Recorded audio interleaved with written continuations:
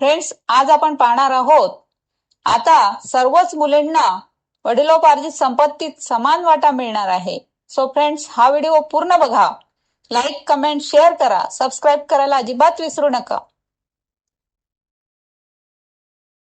मुलींना वडिलोपार्जित संपत्तीत वाटा मिळण्याबाबत हिंदू वारसा हक्क कायदा 1956 हा कायदा होता.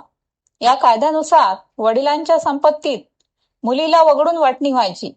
त्यानंतर वडिलांना जो वाटा मिळाला असेल त्याची पुन्हा मुलांच्या संख्येनुसार वाटणी व्हायची आणि त्यात सर्व मुलांना समान हिस्सा मिळायचा.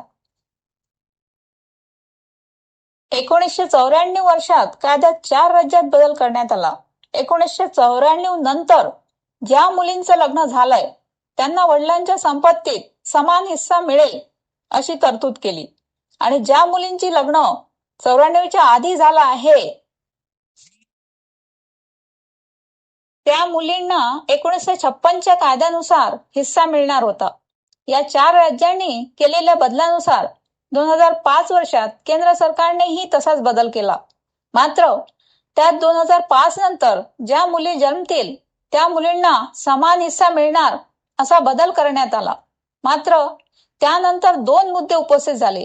ते म्हणजे ज्या मुलींचं लग्न 1994 आधी झालं आहे आणि ज्या मुली 2005 नंतर जन्म झाला आहे त्यांचं काय? वडिलोपार्जित संपत्तीत मुलींना आता समान वाटा मिळणार आहे. एका खटल्याच्या सुनावणीवेळी माननीय मुंबई हायकोर्टाने हा महत्वपूर्ण ऐतिहासिक निकाल दिला आहे. मुलींच्या वारसा हक्काबाबतचं हे प्रकरण आहे.